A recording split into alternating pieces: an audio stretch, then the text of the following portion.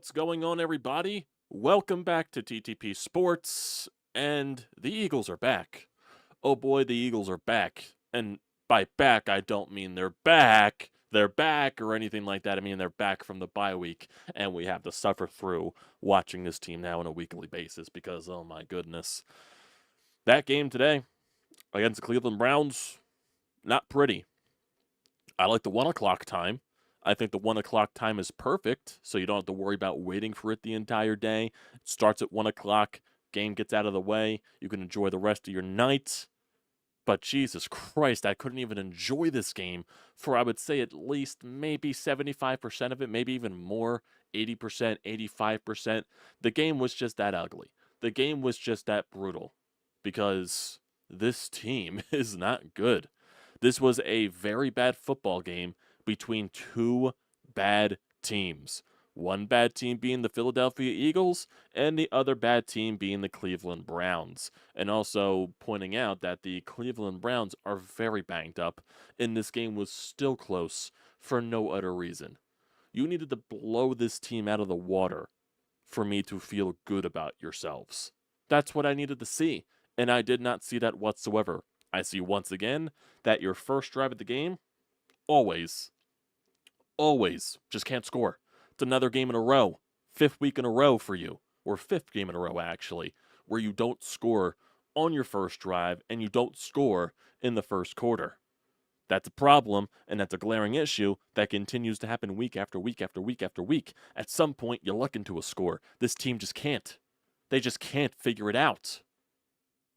Either Jalen throws a couple of deep balls that are either underthrown or overthrown, or they just forget to utilize Saquon Barkley and nothing really happens. It turns into a bunch of 3-and-outs.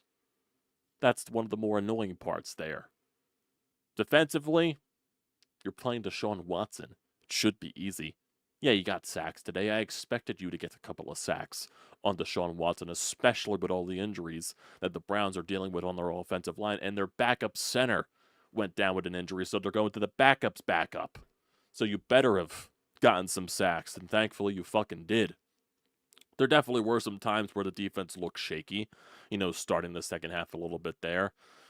This game should not have been even close because the offense continuously stabs himself in the foot, especially when you're going at the end of the second half where you're trying to kick a field goal to go up multiple scores, and then the field goal gets blocked and returned for a touchdown, and instead of going up, I believe it was 10-3 at this point, so instead of going up by 10 points, the game is tied. The game is tied. That just can't happen. That just can't happen whatsoever. Yeah, good play by Myles Garrett, but that just can't happen. Offense, when you're trying to go down the field, when you're trying to get it to a score, either penalties take you and stab yourself in the foot there, either Jalen takes a dumb sack, or you just can't get anything going. There were a couple of times where Saquon Barkley got stuffed, and, when they got short of the first down yardage, they had to use the tush push to get a couple of first downs there. I believe that was the couple of first downs that they had in this game. They had to utilize the tush push because there was just no sync going at all. And it kind of did look like that Jalen Hurts was trying to get A.J. Brown involved very early from the get-go of this game, obviously because this is the first game A.J. Brown has played since, Brazil. So, yeah, it would make sense. It's your top receiver, one of the best receivers in the game. You would want to get this guy involved in the offense very early on from the get-go. But it's just, regardless of a couple of fantastic catches from A.J. Brown definitely wasn't the problem. Devontae Smith wasn't the problem. Saquon Barkley, even though he did get stuffed a couple of times, I don't see him as a problem with this offense. You also lose Dallas Goedert for the entire game. I believe it was the first drive where he came off and didn't return the entire time. I think they said it was like a hamstring issue or something like that. So, yeah, that's definitely something. You see Jordan Mailata get carted off the field in this game, so that's definitely not good for your offensive line there. But, Calcaterra had a couple of good, chunk yards there, a couple of good runs off the catch, making a couple of good plays. But there was just so many throws early on in the game where it just, some of the overthrown pass to A.J. Brown where it just wasn't even close. And the one pass that was to Devontae Smith and should have been called for pass interference on Cleveland, but they throw the flag, they take the flag away, and still, even on that pass, that ball was underthrown completely to Devontae Smith. He still made a great effort nonetheless to make the catch, and it should have been called a pass interference as Devontae is getting dragged down, and the defender for Cleveland maybe got, contact a little too early there on Devontae, but I still judged the throw, and the throw was still a little bit, not fully on the mark from Jalen. Yeah, Jalen made a nice couple of dimes today, no doubt, on the touchdown pass to A.J. Brown. They'll get the first touchdown of the game. The nice connection between him and Devontae Smith where he gets that long 45-yard run for the touchdown as well. There were a couple of good passes by Jalen, but I just think the overall sense of the game just wasn't good enough. And it's just continuing to be that theme week after week after week. If you just look at Jalen's numbers today, 16 of 25, 264 yards, 2 touchdowns, 126 quarterback rating. Yeah, Jalen didn't have the worst game in the world, no doubt. He didn't turn the ball over, which is very shocking, and you shouldn't be turning the ball over against this very banged-up Cleveland team, so I guess that's a bonus at the end of the day. But it just didn't look smooth. It didn't look like he flowed well through a lot of this game. There were so many times where either penalties or just stupid decisions came back to haunt you where you're forced to kick a field goal or where you just can't do anything and get a point and get points. And you just let Cleveland stay in the game. But Cleveland's just bad in their own right to where their penalties completely take them out of range and their stupid mistakes because Deshaun Watson is a very bad quarterback. So you should be winning this game. And yes, they did win this game. But the fact that the score is 20-16 and the game was close regardless just makes me believe you played bad as well. I can only give the defense credit so much, and it's hard to give them credit when Deshaun Watson sucks. That's just my personal opinion. How many sacks did Deshaun Watson took 5 sacks today? Took 5 sacks. Nolan Smith actually did something productive today. Shocker. Shocker. Probably if he didn't do anything productive, I would have had a lot of questions. But here's also another thing. Bryce Huff. What does this man do? What is Bryce Huff? According to his stat line, he had 2 tackles, and one of those was solo, and it was credited for half a sack. What does this man do? What does Bryce Huff do? This man is completely useless, especially when the game is just begging for him. Okay, Bryce Huff, just finally do something that is productive. Nah, I only got 2 tackles. Anything like that. Ridiculous. And yeah, I almost forgot about this because this literally came up right before I hit the stream button.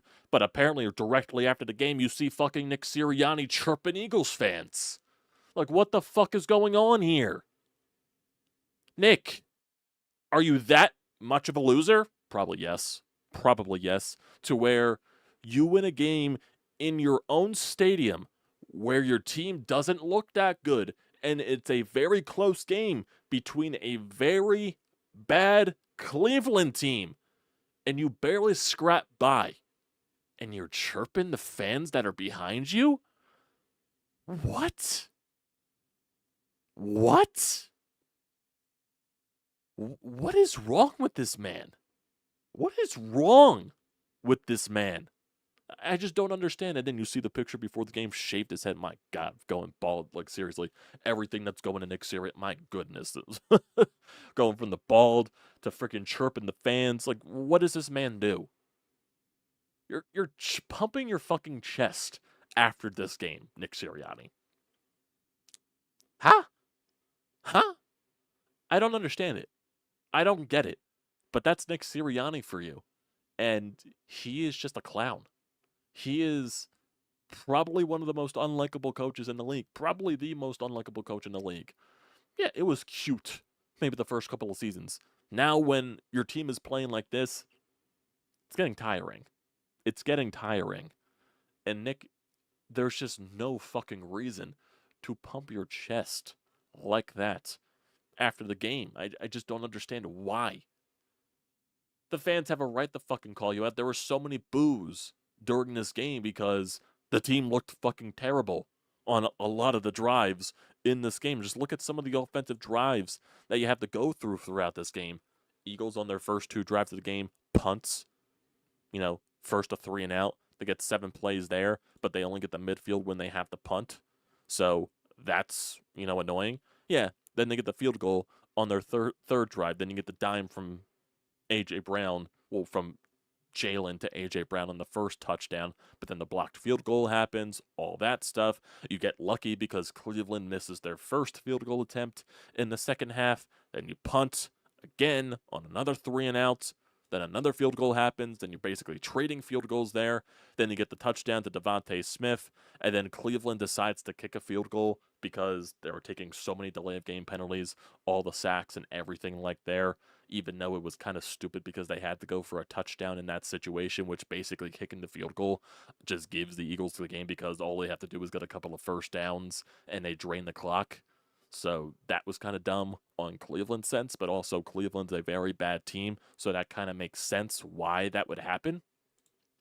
And there was also a beautiful dime from Jalen Hurts to AJ Brown to basically seal off the game. It was a beautiful catch there by AJ Brown as well. So yeah, he is definitely something that is missed in this offense. But it's just that this game was so boring for at least 3.5 quarters that this game does nothing for me. Honestly, it makes me feel worse about this team because it was that close between this very bad Cleveland team. It shouldn't have been. It shouldn't have been. Looking at some of the other stats on the offensive side of the ball, yeah, A.J. Brown had a very good game. 6 catches on 9 targets for 116 yards, 1 touchdown there.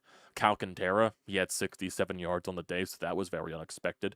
Devontae Smith was only targeted 4 times. He had 3 catches for 64 yards, including that 45-yard touchdown. Jahan Dotson had 3 targets for 1 catch. I believe one of those catches was basically when they were trying to close out the game. Saquon was targeted a couple of times. Dallas Goedert got targeted that one time and then had to leave the game, so that's fucking annoying as shit. Saquon Barkley, definitely not the biggest impact on the game from his perspective. 18 carries for only 47 yards.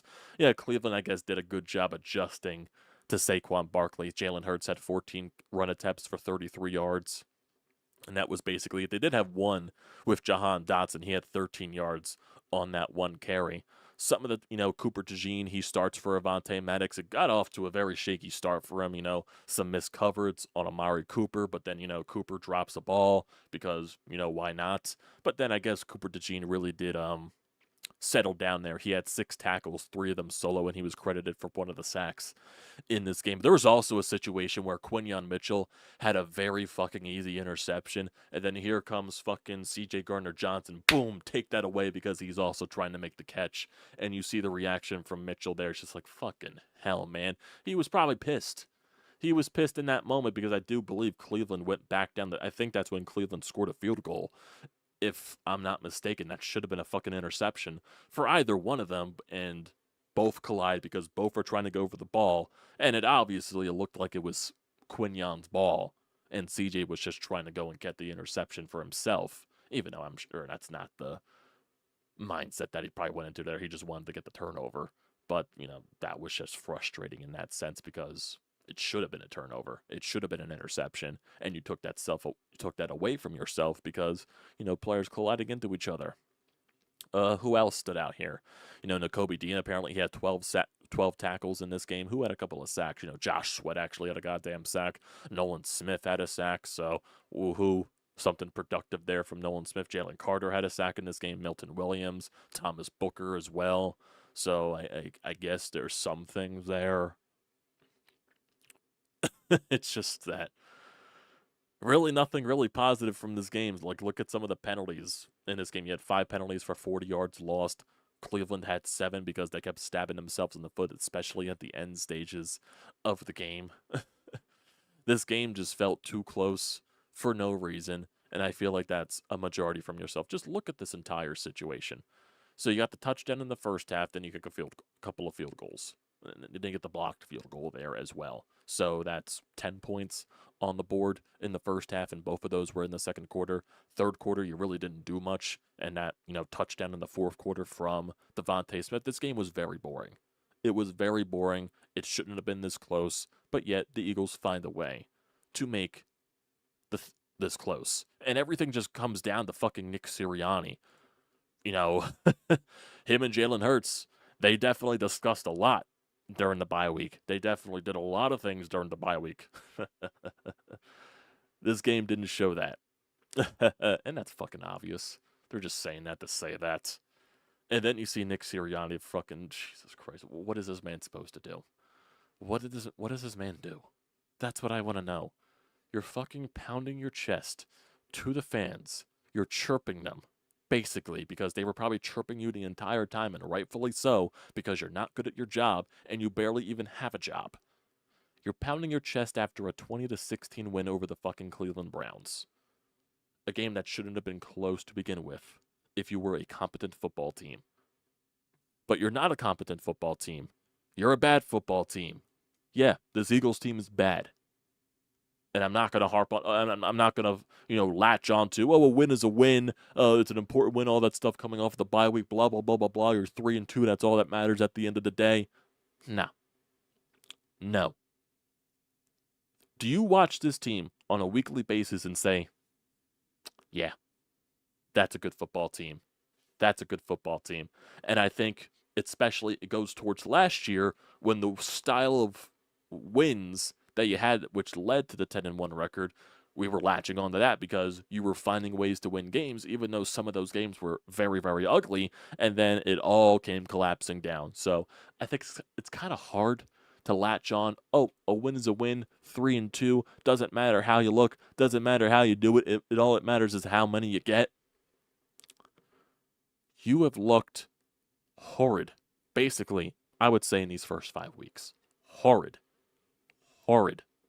Not one game was pretty. Nothing. And that doesn't show a sign of a good team. The only reason you might even be involved in this division is just because Dallas is not that good. Honestly, the Washington Commanders might win this division because Jaden Daniels is fucking legit. That team is fun to watch. This Eagles team makes me want to stab both of my eyeballs out multiple times with a fork. Couldn't think of anything else to stab my eyes with. I thought of a fork. That was the first thing that came to mind. But yes, I want to gouge my eyeballs out watching this team. Because that's how bad they are. That's how pathetic they are. That's how pathetic your head coach is. And it's not going to get any better. It just isn't. Now they play the New York Giants next week. Everyone said, they should blow out the Giants, blah, blah, blah, blah, blah. They're not going to blow them out. People were saying this about the Cleveland Browns this week for today's game. They're not going to blow them out. They might win against the Giants next week, but it's probably not going to be pretty. It's 100% not going to be pretty. I'd be shocked if next week is pretty. Because that's what this team does. When they win, it's fucking ugly as shit. And it's probably a game that they don't deserve to win. The only reason they won was because the other team played worse than them. Yeah, I'll give the defense credit for certain sections, but I also don't want to give him full credit because Deshaun Watson's not good. He's a washed-up quarterback that's getting paid way too much. There were a lot of things early in the game that I didn't like from this offense because it takes too long to get rolling. Sometimes you forget to utilize Saquon. Sometimes Jalen throws are just completely off. Some of those overthrows to AJ, the underthrow to Devontae, which should have been called pass interference. So many stabbing yourselves in the foot. Like, why do you start a play where Saquon gets 5 yards and then we're chucking 2 balls deep? That's what I want to know. That's what I don't understand with this offense. Because this offense should be way better with all the talent on it than what it's providing right now. It's just not good. Nowhere close to good enough. And everything reflects back on your head coach. It just does. When I see Nick Sirianni did what he did at the end of the game, it's just, there is no saving this man. Because he's going to make himself look stupid every single week. He'll find a new way to make himself look stupid. There is no reason to pound your fucking chest at the fans for a win like this. No reason. Because they were probably chirping you because it's fucking warranted. Because you suck. What do you do, Nick? You do nothing. You looked unprepared to play a Cleveland Browns team that is bad. That's what this team looked like. They looked unprepared once again. And you had a full bye week and everything like that. What do you do, Nick?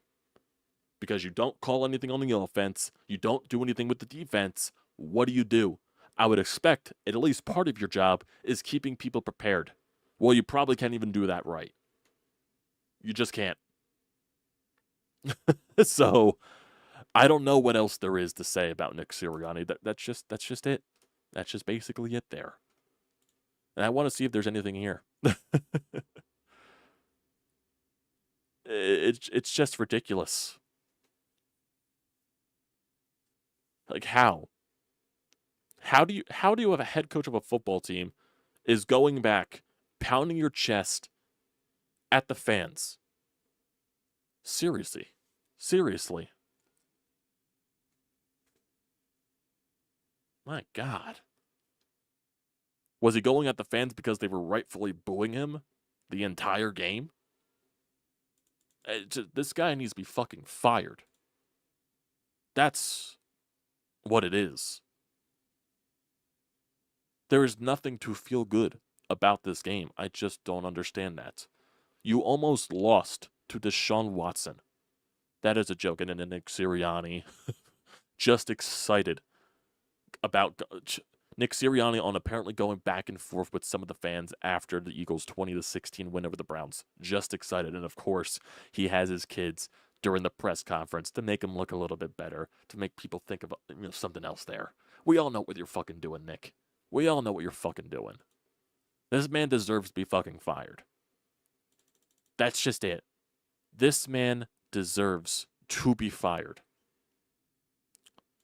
It's unbelievable how much of a moron this guy is. It's ridiculous. It's ridiculous. What else is there? What else is there? I'm trying to see if there's anything else. Sirianni brings his kids to the press conference, makes the tough questions harder to lead into. It's damn hard to win in his league, he says. He knows what he's fucking doing. He knows what he's fucking doing. Bring the kids in so they can't say anything hard to Nick Sirianni. We all know what he's fucking doing. My God.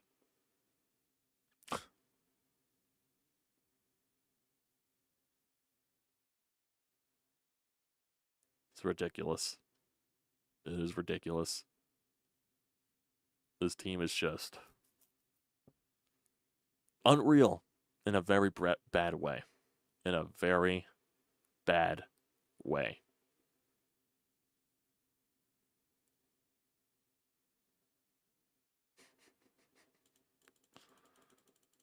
Such a joke. Such a joke. And I got nothing else to say. Here we go. Here's a nice clip from 40 seconds. The first 40 seconds of Nick Sirianni's press conference here from Dan Wilson of WIP. No, just excited. Just excited to get the win. Just excited to get the win. Yeah. It's hard to win in this league, so we're excited to get the win. Our fans created a couple false starts that really helped us win this football game. But just excited to get the win and appreciate the Link support. It's damn hard to win in this league, man. And they got some really good football players over there. And I know Coach Stefanski is a hell of a football coach. And so it's hard to win. Happy to get the win. Happy to get the win. It's hard to win in this league. It's hard to win in this fucking league. Nick. He knows what he's doing bringing his fucking family in there because he knows that his kids are in there. They won't ask hard questions. My fucking God. This dude needs to be fucking fired. He really does. It's a joke. It's a joke. It is so sad. So sad. Lane Johnson says the slow starts are definitely on the offense's mind and they want to fix it immediately. Devontae Smith admits they are a little anxious to start and believes the team needs to loosen up to accomplish what they need to. Why are they anxious? Why would they be anxious? So stupid, man. This team is just so stupid.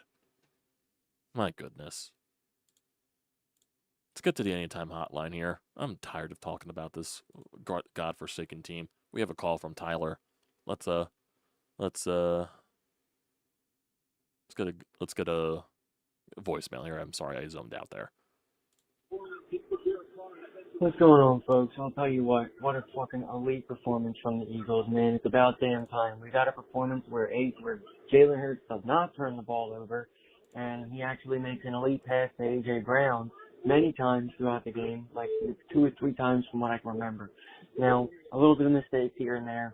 I'll tell you what, this is one of the best games that the Eagles could have played. Throughout the entire game, the Eagles found ways to get back into the game and come up. Saquon Barkley with crucial runs. Gardner-Johnson on defense with crucial tackles. But part of me, and I know some may disagree with what I'm going to say here, part of me wants this team to lose so we can get rid of Nick Sirianni quicker. But the more wins we get, the better. I look at it this way. Back in the day, people did a bunch of stupid things to avoid sickness. Like back in the day, you would get your arm cut and spat on when it came to the plague to try and get rid of the plague. But all it did was spread infection and whatever have you.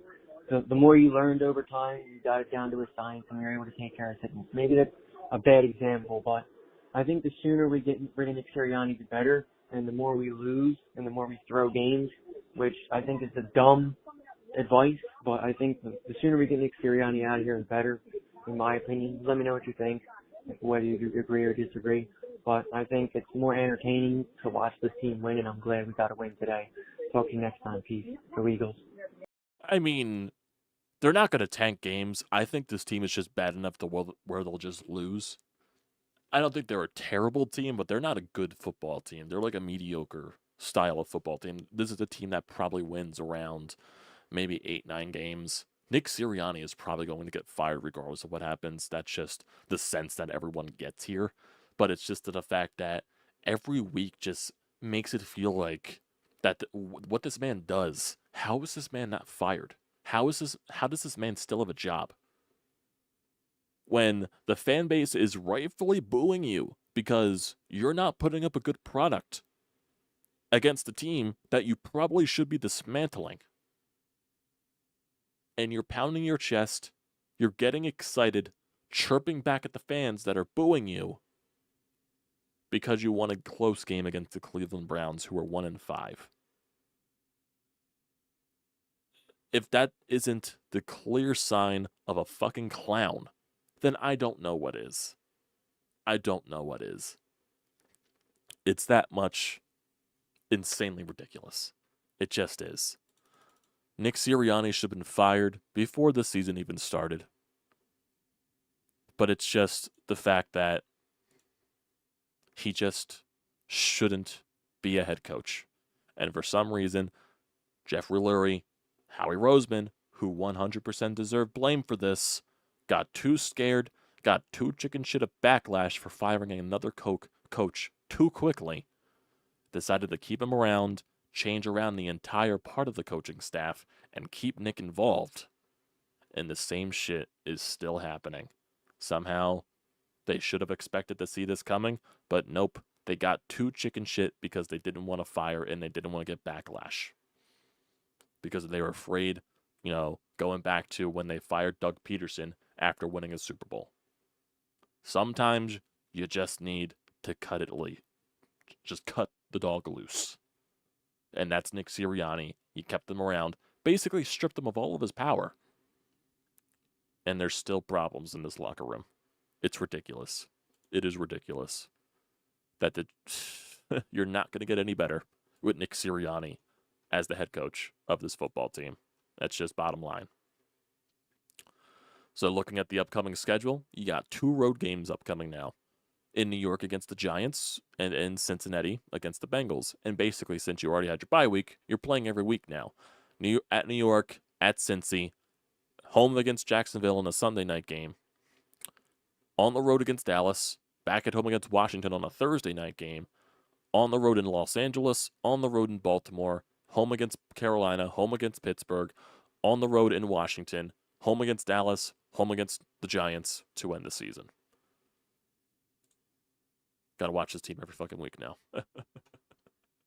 My God. This team is just so many things that go on with this team. Thank you, Phillies, for making us put up with this. You could have had a long fucking playoff run. Nope. You got eliminated, and now we gotta deal with this fucking Eagle squad. Oh, joy. Oh, joy. I 100% agree, channel name. This team is fucking frustrating. And Sirianni. Just Nick Sirianni, everything. A coach who shaves their head before a game is the behavior of a coach one loss away from getting fired. Oh, man.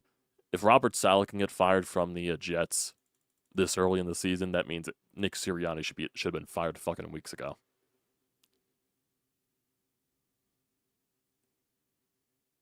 They just need he should not be a head coach. They're not going to fire him now. I just don't see something that Jeffrey Lurie will do. It'll be towards the end of the season, most likely, when this team is not going to make the playoffs.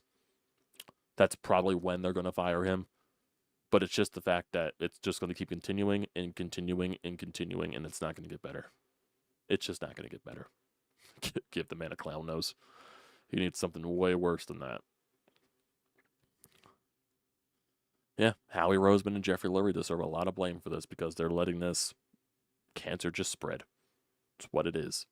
So, and it's not going to get any better unless you cut it loose. So, that'll do it for today, everybody. I appreciate y'all for tuning in to this recap, talking about the damn Eagles. Here's one more thing on Nick Sirianni from John Clark, another quote. Nick Sirianni says, when the Eagles fans are cheering, it helps the team. We hear them when they boo. We don't necessarily like it. Nick says it's not as productive when fans are booing. We are going to figure it out on not scoring in the first quarter. Shut the fuck up, Nick. Shut the fuck up, Nick. And here's something from Andrew Sallin, Shundis of 97.5, The Fanatic. Let me get this straight. Sirianni confirms he snapped at Eagles fans. He once again made a call on offense that didn't work, and he made a call on defense that didn't work.